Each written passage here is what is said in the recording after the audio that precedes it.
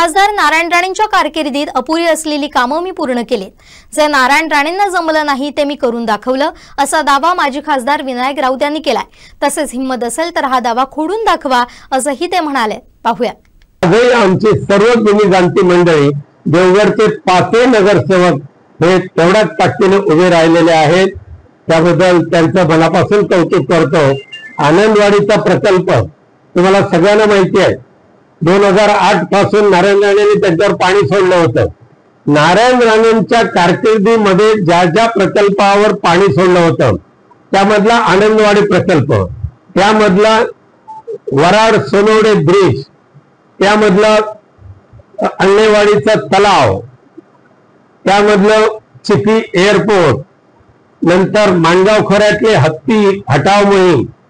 नारायण राणे साहेबांना त्यांच्या मंत्रिपदाच्या कारकिर्दीमध्ये सुद्धा जे म्हणजे राज्य आणि केंद्रीय मंत्रिपदाच्या राजवटीमध्ये जे साध्य झाले नाही ते आपल्या सगळ्यांच्या मार्गदर्शनाने विनायक राऊतने करून दाखवण्याचा प्रयत्न केला. आज आनंदवाडी प्रकल्प हीच वेळेत पूर्ण व्हावून तो ऑपरेशन मध्ये आला पाहिजे होता, पण या राज्यकर्त्यांच्या दुर्लक्षामुळे तो कार्यान्वित पूर्णपणे होऊ शकलेला नाही. ठेकेदारांनी हातूरमातूर कामं केलेली आहेत, पण पूर्णत्वास म्हणजे ससून बंदरच्या नंतर दिल्लीच्या अधिकाऱ्यांचा तो शब्द होता की ससून बंदरच्या नंतरचा पहिला मोठा प्रोजेक्ट म्हणून आनंदवाडी प्रोजेक्टला आम्ही पाहतो. माझ्यासोबत कधी कधी आमचे प्रमोदजी जटार यायचे दिल्लीला, मी त्यांचं नाव विसरणार नाही, पण त्यांच्या उपस्थितीमध्ये सुद्धा सांगितलेलं आहे. पण दिल्लीमध्ये त्यासाठी किती प्रयत्न करावे लागले हे माझे मलाच माहिती आहे. आणि चालू करून आम्ही घेतलं चिपी एअरपोर्ट. चिपी एअरपोर्ट मी असताना तो पूर्णपणे कार्यान्वित करून घेण्यासाठी दिवस रात्र मी त्या एअरपोर्टच्या रनवेवर थांबायचो. माननीय पंतप्रधानांना विनंती केली, माननीय हवाई वाहतूक मंत्र्यांना विनंती केली आणि रिजनल कनेक्टिव्हिटी स्कीम मध्ये चिपी एअरपोर्टचा सहभाग करून घेतला.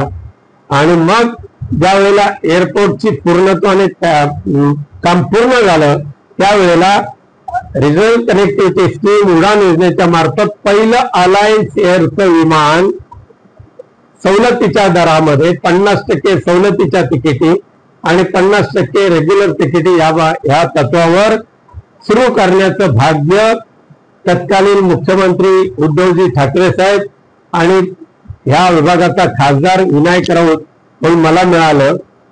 पण आज दुर्दैवाने 26 ऑगस्ट 2024 पासून चिपी विमानतळ सरकारी हवाई वाहतूक कंपनी बंद झाली.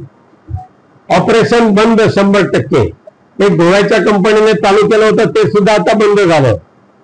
सुरू असलेला एअरपोर्ट बंद करण्याचं काम नारायणराव राणे यांनी केला. पण आम्ही सुद्धा पुनश्च त्याच्या प्रयत्नामध्ये लागलेलो आहोतच. त्यामुळे मगाशी सांगण्याचा उद्देश असा आहे की नारायण राणे साहेबांच्या कारकिर्दीतले सगळे अपुरे प्रकल्प पूर्णत्वास नेण्यासाठी विनायक राऊतने जे काम केलेलं आहे ते कोणत्याही व्यासपीठावर येऊन मी सांगण्याची माझी तयारी आहे. हिम्मत असेल तर त्याने खोडून दाखवावं.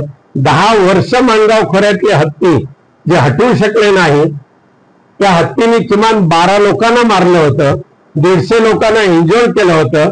हे हत्ती केवळ 12 दिवसात पकडून ते त्याच्यातला एक हत्ती आता कर्नाटकमध्ये आजही आहे. 2 हत्ती बिचारे मेले या ठिकाणी. पण फक्त हत्ती पकड मोहीम हे राबवण्याचं काम विनायक राऊतने त्यांच्या कार्यशैलीने केलेलं आहे. आज जरी आमचा पराभव झाला तरी सुद्धा लोकांचं असलेलं प्रेम, लोकांशी असलेलं नातं हे आम्ही कदापि विसरणार नाही. आणि म्हणून सातत्याने जनसेवेचा, लोकसेवेचा वसा आम्ही अहोरात्र चालू ठेवू हा शब्द आपल्या मार्फत मी जिल्हावासियांना देतो.